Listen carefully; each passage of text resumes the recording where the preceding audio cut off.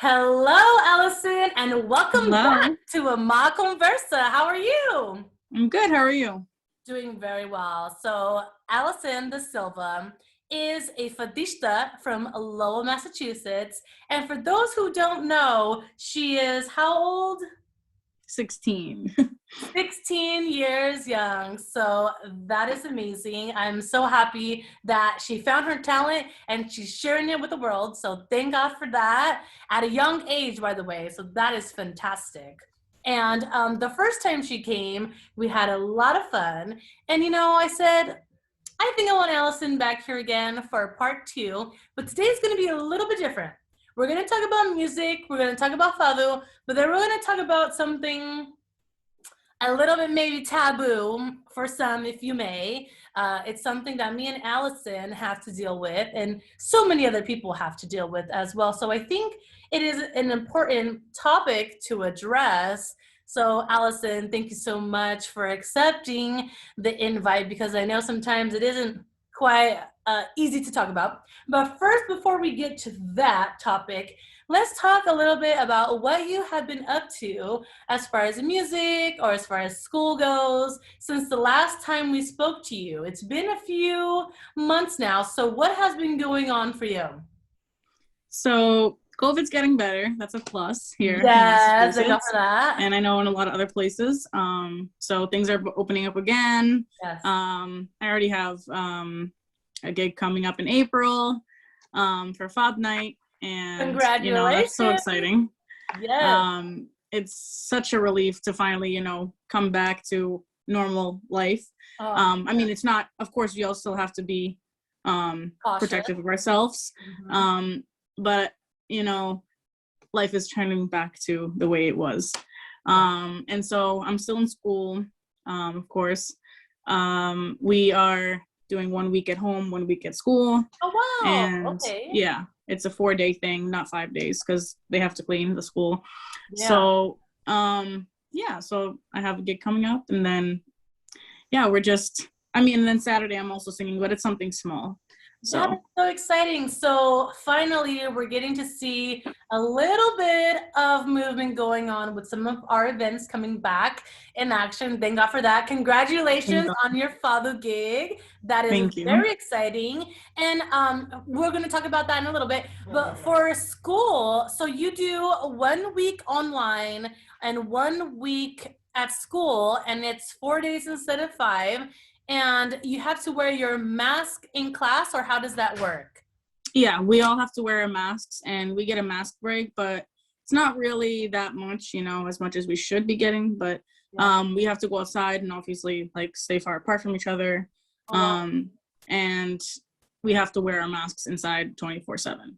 Okay, got it. And since, I don't know how it is to go to school during a pandemic, is it distracting at all to be in class with people with masks, or do you find it easier to concentrate? So right now, I'm the only sophomore in school for my shop, because we go for our shop. So I'm in early childhood, and I'm the only one there in school. There's other people at home. Okay, got it. So some people are home, some people come to school because they get to decide. Okay. So, but I feel like it's a good thing to go back, but I feel like if there were more kids from my grade, it'd be better, because I'm with the seniors, I'm with the juniors right now. So it's it's kind of weird, but that's interesting. It's interesting to, be with them. So I get to do their work. So the rest of your class basically just wants to do the distant learning from online, right? Yeah, actually, I think there's one more girl that's a sophomore that's with me, but there's only 2 of us. Oh my gosh. Well, you guys are brave souls, so that's very, very awesome. But like I said, it's amazing to see that some of the schools are trying to get back to normal. Same thing with the events, because I know it's been an interesting year. I don't think it'll be completely cleared until maybe summertime or maybe a year from now. But at least we're doing the steps to get there. And so that's very good. And then Allison, can you tell us a little bit about your Fado gig that's coming up? So it is in Rhode Island, which is like an hour away from me. Fantastic. So, and you know, there's gonna be other people there too. There's gonna be other Fadistas as well. And it's gonna be with guitars. I'm hopeful that it is. So, you know, singing with guitars is always awesome. As we talked about in the last episode. So Yes. Definitely looking forward to that. It's obviously gonna be not as much people because you can't have much people, but it'll still be something that's fun and getting to reunite back into Fado stuff, you know. And so the last episode we kind of talked about that Allison, a lot of the times she sings Fado with playbacks, but she would like to get more involved with guitarristas and, you know, sing Fado with the guitarristas. So can you tell us, is this like your third or fourth time with guitarristas, or is this something a little bit more newer? This is like my third, fourth time with guitarristas. I am working with 2 guitarristas right now to like work on like, you know, getting more gigs for me and stuff, because obviously they wanted to help me out because I'm young. I don't really know how to put myself out there as much as, you know. And so, yeah, we're gonna gradually get there slowly. Obviously it's hard right now, but we'll get there. I have hope that we'll get there.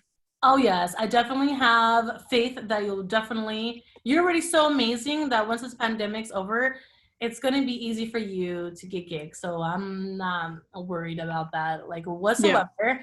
But there is a topic that we do want to talk with everyone here on Amá CONVERSA today. And like I said, it's kind of a taboo subject that people don't really feel comfortable talking about because it makes people feel some type of way. Either if you're big or if you're small, it just makes you feel cringe-worthy, just like my face. It makes you feel some kind of way. So what we're going to talk about today is the fact that me and Allison, I mean, there's no hiding this right here.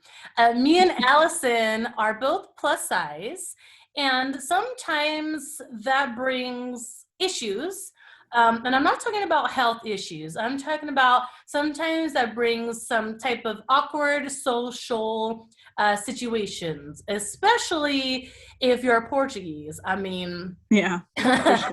When I spoke with Allison yesterday, I mean, like I said, I was kind of nervous to approach her with this subject because I know it's kind of touchy.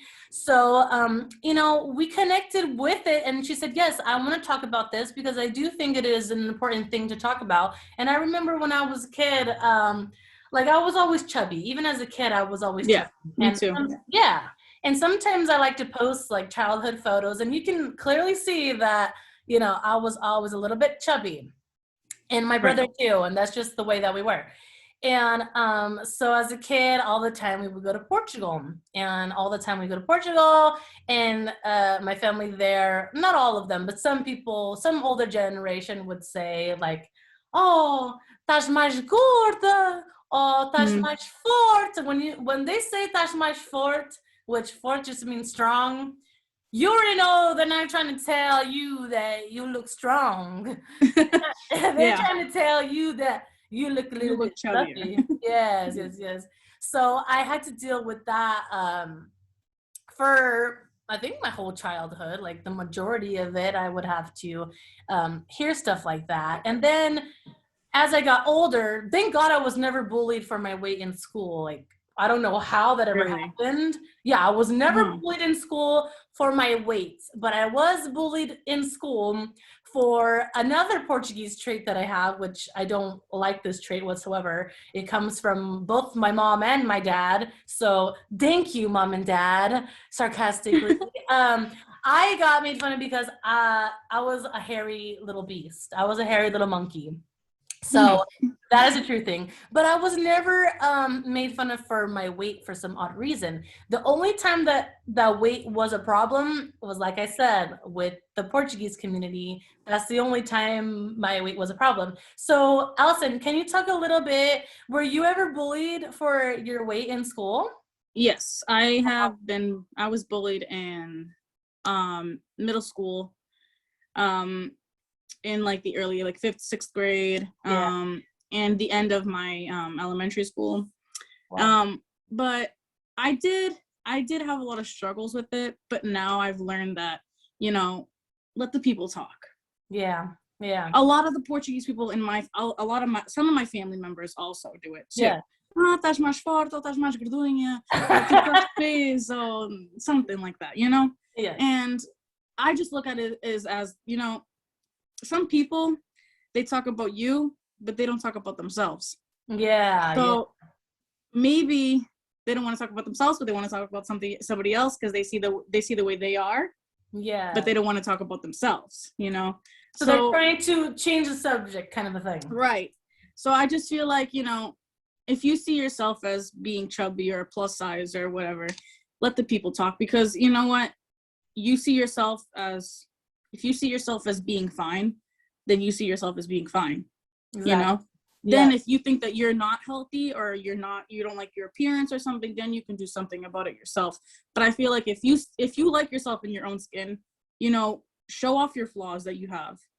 Yeah. Because, nobody should be talking bad about nobody, Exactly. Everybody has their own flaws. 100%. And I feel like sometimes when they do see like somebody like you or somebody like me, and we are bigger and we are confident in who we are and we do like ourselves, that's when it comes out more, because they want to make you not like yourself as much, or B, just try to focus on something to bring you down, which, like you said, let them talk, don't pay attention to that, and keep your head up, forza. Yeah, even though it might be hard at times, I know I've been through it, trust me.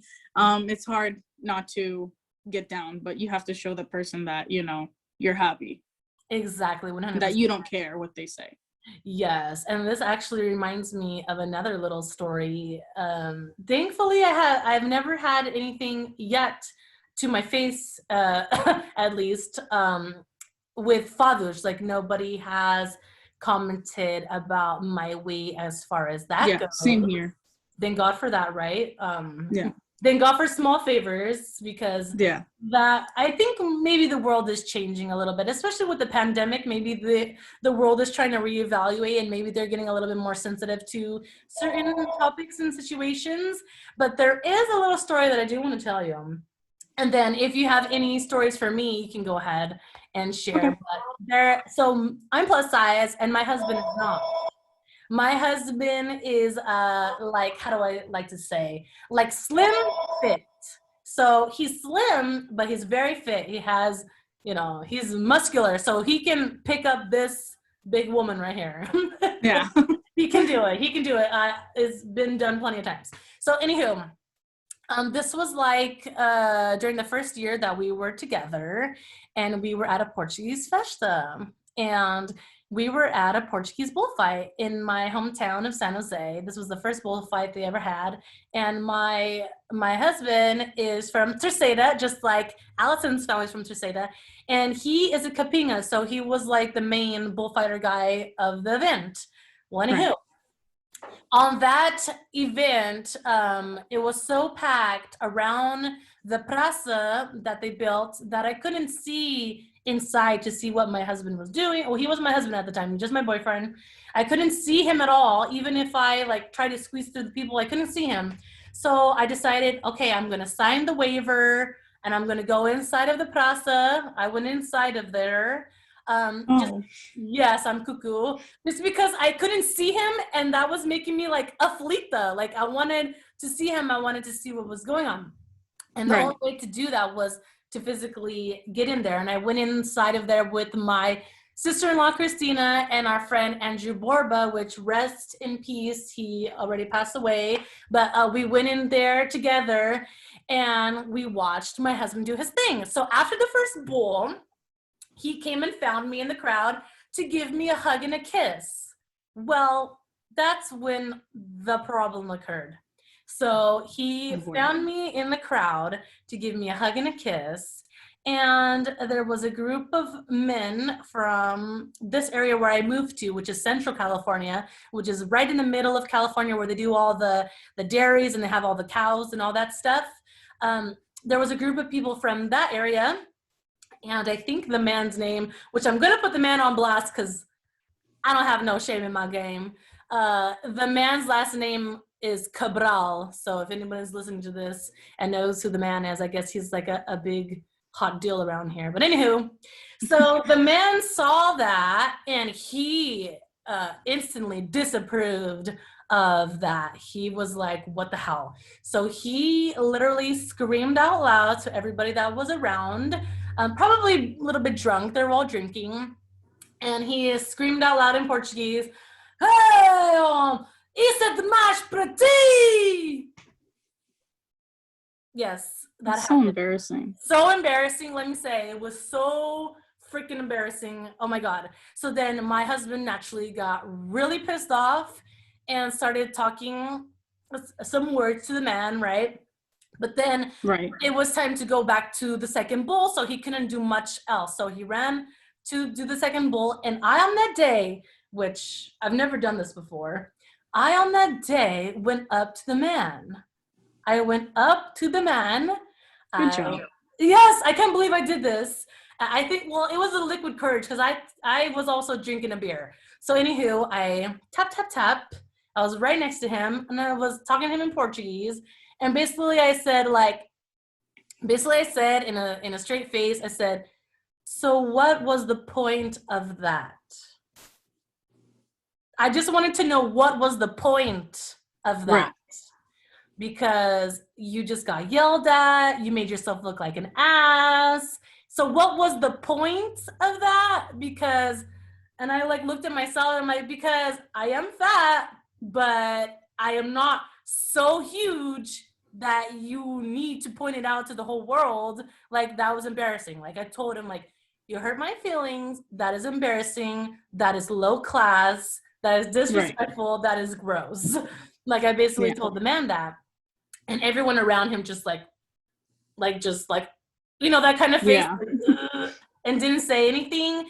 And the man, I think he was also shocked. Maybe he never had somebody confront him before, because the man kept apologizing. He kept apologizing, kept saying sorry. And then of course, like maybe in his mind to make it better, he was like, you know, you have such a beautiful face. If only you lost some weight. So it's like, after all of that conversation, he still in the end said, you have a beautiful face, but you could be so much more beautiful if you just lost some weight.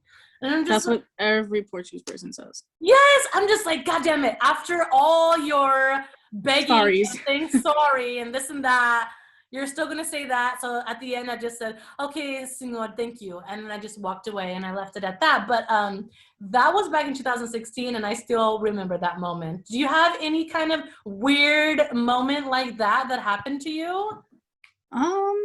It doesn't have to be a Portuguese festa, but it could be. No, not like that. Mostly just in school. I feel like I've had it more, you know.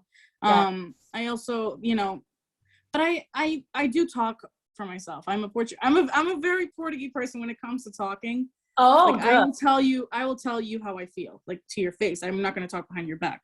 Yes. That's how I was brought up. And so, you know, I just told them how I felt, and that's it, you know. Yeah. There's no need to shame somebody, because you also might have something that, you know, I don't like, but I'm not going to point that out about you. Yeah. Because that's who you are. And I know I have my own problems or my own flaws. So why am I going to bully somebody else if I have my own? Exactly. So I mean, I haven't had that happen in a while. Thank God.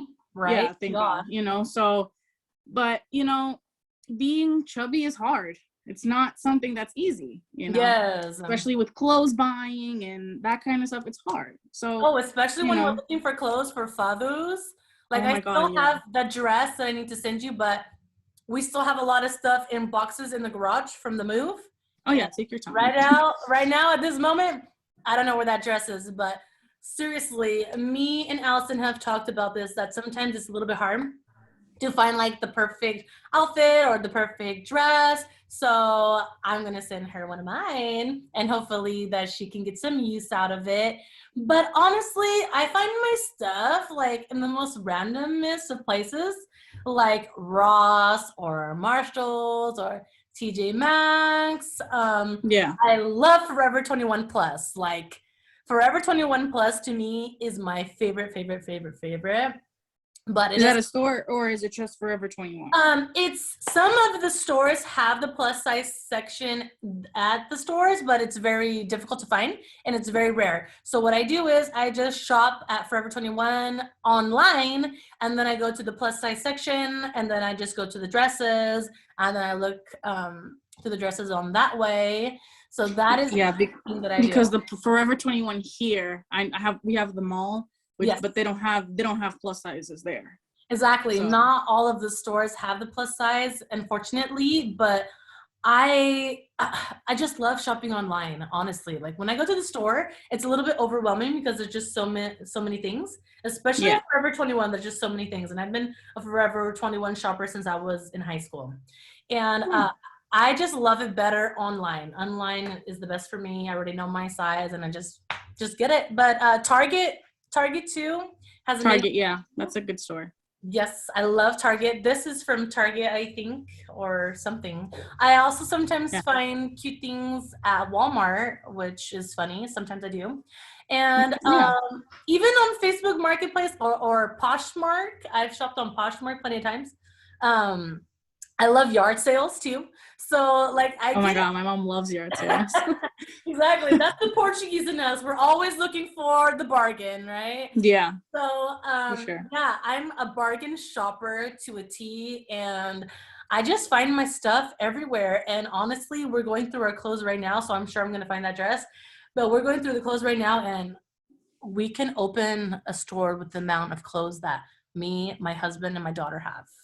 Like, that's the same thing with me too. I have so much clothes. My husband always says, we have everything. The only thing we don't have is a lot of money, which is true, but we have plenty of we have everything that we need and like too much sometimes, way too much. Yeah. But anywho, Allison, thank you so much for being on Amá CONVERSA again. Is there anything else that you would like to share with us? Is there anything you want us to check out as far as your music goes? After your Fado night, are you going to be posting a video that we can see? Oh yeah, of course. I'll be posting it on my Facebook, so you guys check that out.